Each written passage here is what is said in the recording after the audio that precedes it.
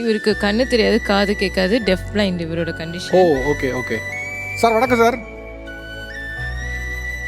வணக்கம், என் பேர் மிரண்டா தாம்கின்சன். பிறக்கும் போது எனக்கு விஷன் ப்ராப்ளம் வந்துச்சு.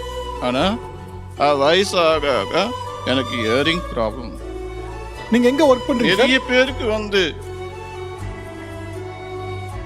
முட்டுக்காடில் NIPNDல ஒர்க் பண்ணுறேன். National institute for the empowerment of multiple disabilities. முட்டுக்காடில் மல்டிபிள் டிசபிலிட்டிஸ்க்காக எனக்கு இந்த ப்ராப்ளம் மல்டிபிள் லெக்சராக ஒர்க் பண்ணுறேன். இவரோட ஸ்டூடெண்ட்ஸ் எல்லாருமே நம்மள மாதிரி உள்ள ஸ்டூடெண்ட்ஸ் தான். எல்லாருமே இந்த டிஃப்ரெண்ட் ஏபிள் பீப்புளுக்கு நடத்தல, நம்மள மாதிரி உள்ளவங்களுக்கு பிஎட் அண்ட் எம்எட் நடத்துறாரு. எல்லாரோட ஸ்டூடெண்ட்ஸ் இத்தனை வருஷத்துல இவரோட ஸ்டூடெண்ட்ஸ் எல்லாருமே பாஸ் இவரோட சப்ஜெக்ட்ல. ஆமா, அது இவரோட கிரெடிட். டெஃப் பிளைண்டுன்றது இங்கே யாருக்குமே தெரியாது. ஒன்று பிளைண்டுன்றது கேட்டகரி இருக்கு, டம் அண்ட் டெஃப்ன்றது கேட்டகரி தெரியும். ஒன்னு பார்வையில குறைபாடு இருக்கவங்க, இன்னொன்னு காதுல குறைபாடு இருக்கவங்க தான் தெரியும்.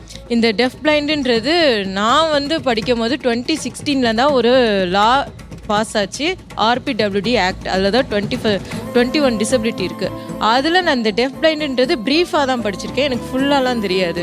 அந்த டைமில் தான் எங்களோட டிபார்ட்மெண்ட் ஒவ்வொரு இயருமே ஒரு இன்டர்ன்ஷிப் அனுப்புவாங்க. அப்போ தான் நான் இவரை மீட் பண்ணேன். அப்போ தான் இவர் பிஎட் பண்ணிட்டு இருந்தார். நீங்கள் என்ன படிச்சுட்டு இருந்தீங்க? நான் ரீஹாபிலிட்டேஷன் சயின்ஸ். மாற்றுத்திறனாளிகளுக்கு நடத்துறது எல்லாமே ஒகேஷ்னல் அட்மினிஸ்ட்ரேஷன் லெவலில் பண்ணியிருக்கோம். ஸோ எங்கள் டிபார்ட்மெண்ட்டு ஒவ்வொரு வருஷமுமே அனுப்புவாங்க. அப்போ நான் இவரை ஃபஸ்ட்டு மீட் பண்ணும்போது எனக்கு ரொம்ப க்யூரியாசிட்டி ஆயிடுச்சு. எந்த வருஷம் பார்த்தீங்க? கரெக்டாக சொல்லணும்னா 2016 எண்டிங்கில் தான் நான் பார்த்துருக்கேன். அதுக்கப்புறம் இவர் தான் எனக்கு சொல்லி கொடுத்தாரு இவர்கிட்ட நான் எப்படி கம்யூனிகேட் பண்ணணும்னு. ஏன்னா நாங்கள் இதெல்லாம் கற்றுக்கல. ஓகே, அதாவது நீங்க பார்வையிலையும் காதுலையும் குறைபாடு இருக்கவங்க எப்படி கம்யூனிகேட் பண்ணிப்பாங்க இவர் எனக்கு சொல்லி கொடுக்குறாரு. ஆமாம், அது language dactyl sign language. Okay, அத அவர் சொல்லி கொடுத்தாரு. ஆமா, இப்ப நான் பேசும்போது கூட நீங்க டக்குன்னு கை வச்சு சொன்னீங்க. ஆமா, இதுதான் டாக்டைல். இப்போ நான் சைன்ஸ் காட்டுறேன் பாத்தீங்களா, ABCD, அது அப்படியே ரீட் பண்ணுவாரு டச் பண்ணி. இப்ப நான் அவரை நல்லா இருக்கீங்களான்னு கேக்குறேன், சொல்லுங்க. How are you? இது I love you. இது லவ் சிம்பிள். எப்போ அது லவ்வா கன்வெர்ட் ஆச்சு? அது என்ன ஆச்சுன்னா நான் 1 மந்த் இன்டர்ன்ஷிப் முடிஞ்சோடனே நான் வீட்டுக்கு வந்துட்டேன். அப்போ எங்களுக்குள்ள கம்யூனிகேஷன் என்னன்னா, இவரோட இமெயிலை நான் வாங்கிக்கிட்டேன். இமெயிலில் என்னோட டே டு டே லைஃப் எப்படி இருக்குன்றதை நான் ஷேர் பண்ணுவேன். இவர் தன்னோட டே டு டே, நாங்கள் அப்பயே படிக்க முடியாது, நெக்ஸ்ட் டே இவர்கிட்ட மெசேஜ் படிச்சுட்டு அன்னைக்கு நைட் உட்காந்து எழுதிட்டு அவர் அடுத்த நாள் படிப்பார்.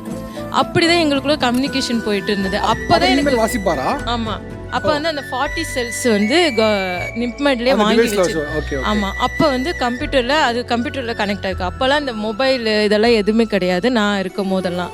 அப்படி தான் எங்களுக்குள்ள கம்யூனிகேஷன் டெவலப் ஆச்சு. ஒரு கட்டத்தில் இவர் எனக்கு விருப்பம் இருந்திருக்கு, பட் என்னை பார்த்தாருன்னா அவர் பயப்படுவார். உங்களுக்கு எப்போ லவ்வா கன்வெர்ட் ஆச்சு?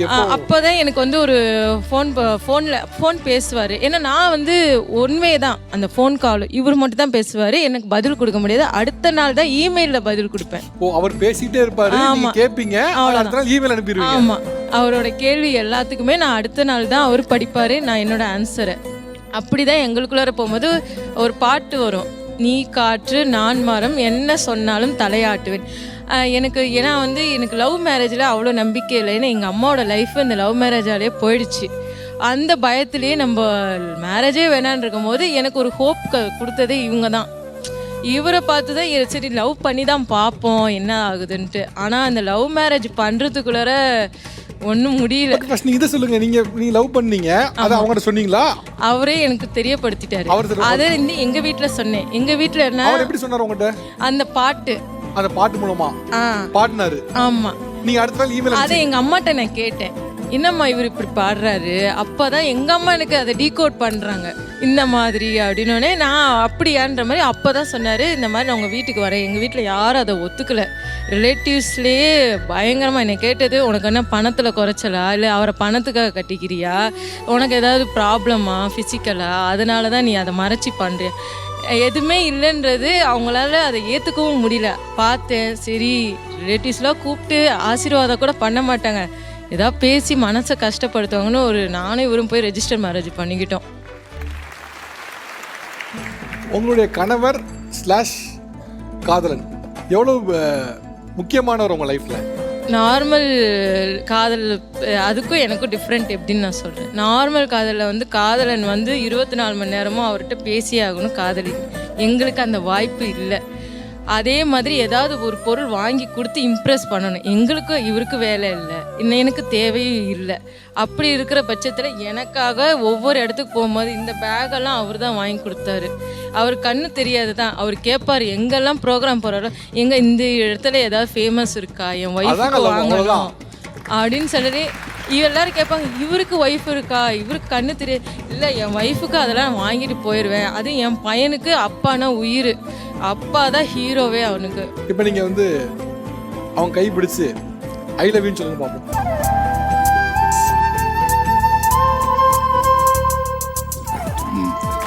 I love you.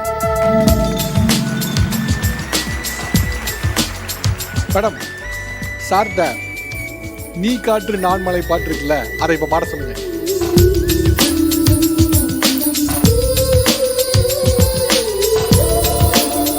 நீ காற்று நானும் மழை, என்ன சொன்னாலும் தலையாட்டுவே. நீரவு நான் விண்மீன், நேருக்கும் வரைதான் நான் இருப்பேன். நீ இப்போ எல்லாருமே நினைக்கிறது, நான் இப்போ ரீசெண்டாக ஒரு பெரிய ப்ராப்ளம் ஃபேஸ் பண்ணது, இவர் தான் என் ஃபேமிலிக்கு பிரெட் வின்னர். அதை யாருமே நம்ப மாட்டேங்கிறாங்க. ஓ, அவர் தான் உன் ஃபேமிலி உழைக்கிறது? ஆமாம், அது வீடு கிடைக்கிறதுக்கே ரொம்ப டிஃபிகல்ட்டாக இருந்துச்சு. யாரும் நம்பவே இல்லை, இவர் தான் பிரெட் வின்னரா, நாங்கள் வீடு தரல, நம்ப மாட்டேன்.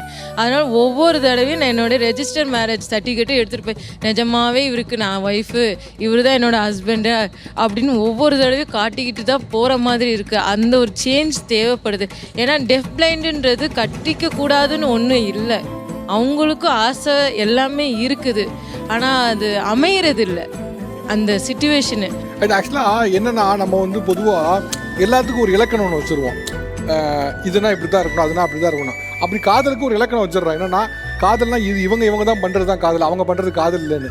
ஆக்சுவலாக அவங்க பேசும்போது அதில் எங்கேயுமே வந்து ஒரு கழிவிறக்கமோ இல்லை வந்து அவருக்கு இப்படி ஆயிடுச்சு, பாவம் நம்ம தான் வாழ்க்கை கொடுக்கணும், அந்த மாதிரிலாம் எதுவுமே இல்லை. அவங்கள்ட்ட முழுசாக காதல் மட்டும் தான் இருந்துச்சு. அவங்க பேசுனதுலேருந்து பார்க்கும்போது ஃபுல்லாக லவ்வாக தான் சொன்னாங்க.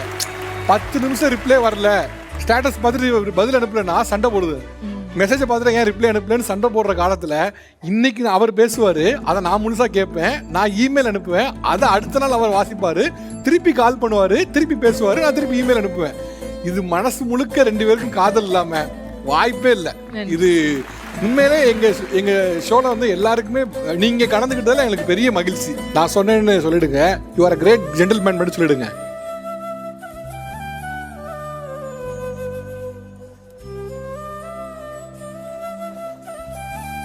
Thank you sir, thank you. என்னோட ஹஸ்பண்டு, இவருக்கு கண்ணு தெரியாது, காது கேட்க